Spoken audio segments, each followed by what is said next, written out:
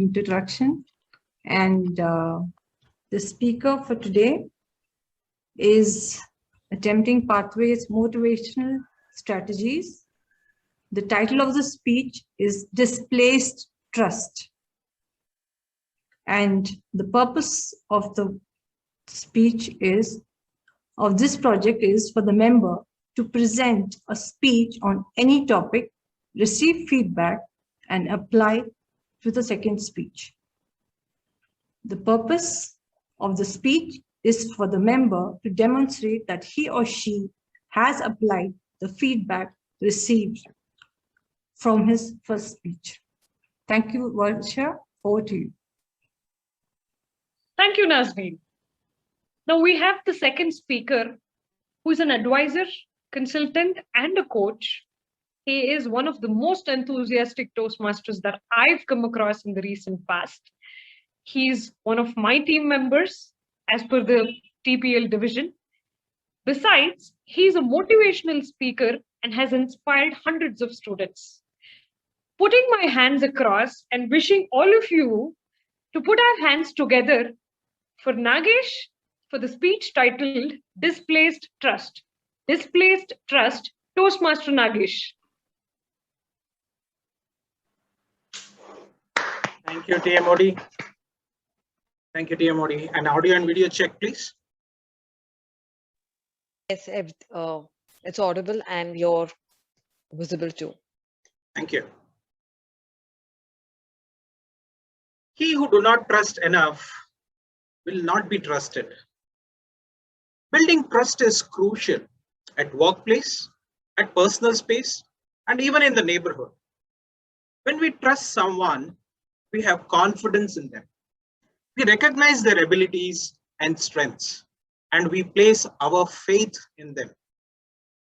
Good evening, fellow Toastmasters and guests. I was driving towards Bangalore and was enjoying the ride in the Ghats. Weather was beautiful. The wind was so fresh when it was gushing inside the car through the half-opened windows. Occasionally, there was a drizzle, tiny droplets slowly dropping on the windscreen. The vehicle's wiper was also gathering them together, allowing them to flow down on the side. My wife opened up her lunchbox and started munching her favorite dish, the ghee dosa. I'm not sure how people can eat so much of such food and still maintain their weight. I was distracted by the aroma of that dosa.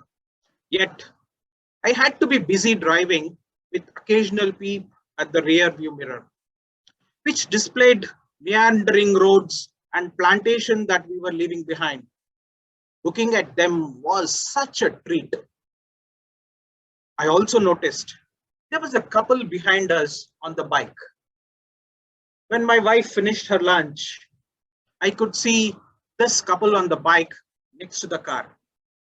They were gesturing to stop and saying that they needed help. Looking at those gestures, we stopped the car. They came to us seeking drinking water. We obliged. The next moment, we realized that they were cronies. With a knife in their hand, they robbed us and sped away. It took us some time to compose. We decided that we would complain to the nearest police station. We had to drive ahead. We stopped the car for a while to refill, get some water bottles, pick up some food from the petrol bunk, and continued our journey. It was miles before we reached a town and inquired about a police station. To our surprise, the cronies were already there in the station talking to the policeman. When we overheard them, they were narrating about a robbery where they were victims. The description of the robbers was us. Suddenly, we were accused from being victims. We stepped forward and gave the complete explanation of our situation as to why we are there, to provide a complaint. We were victims.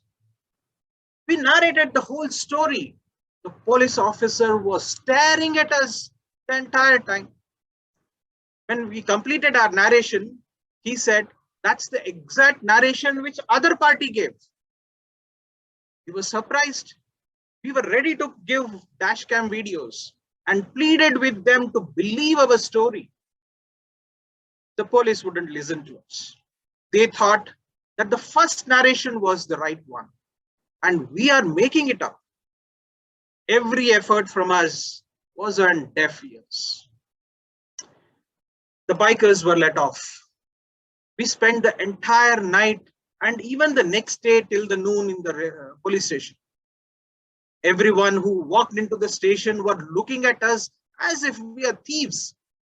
We wanted the ground to split, wanted to sink in. We were mighty humiliated. We had read a lot about good policemen in the newspaper. The pictures of how they had helped people in the pandemic actually crossed our minds. We also had seen many Dabang police officers in the movies. They are well-natured personalities. We had developed a great respect for the policemen and their team. But here we are, victimized and humiliated. The cronies are left scot-free. Somewhere they must be rejoicing. I was staring at the photograph of the god on one of the walls of the station with great pain and was cursing my fate for the humiliation that was meted to us. I had developed a great averse towards police officers that day. So much so that I decided that I will not be of help to this society when it needs me. I will now live alone somewhere in the hermitage, ignoring that there are no police officers, as if this department doesn't even exist in this country. Suddenly, I started shivering. I pulled up the blanket over my face, yet the shiver was not bearable for some time. I got up in the jiffy and then saw the sun slowly rising. Oh, what a dream I had. That day, sipping my coffee at the breakfast table, I asked my mother, "Do early morning dreams come true?" My mother smiled and walked into the kitchen. I pray that this dream shouldn't come true. For if trust is dispersed once in the life, it will be never possible to stitch it. There is a great possibility of a lost relationship also, which is like a mobile without a service. You can only play games. If evil overcomes good, a commoner will lose trust in policemen as well as in justice. Back to you, Timur. What a thought, Toastmaster Nagesh. Let's give it up again for Toastmaster Nagesh before we move on. Next speaker, Mr. Nagesh, may I request his evaluator, Ms. Nazneen. Yes.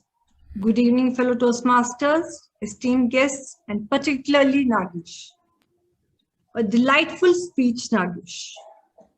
I particularly like your use of adjectives, meandering roads. A clear image of the Ghat section appeared in my mind. You have a gift for imaginary, Nagesh, that some of us might envy. You enunciated your words well. Too often, we tend to mumble words,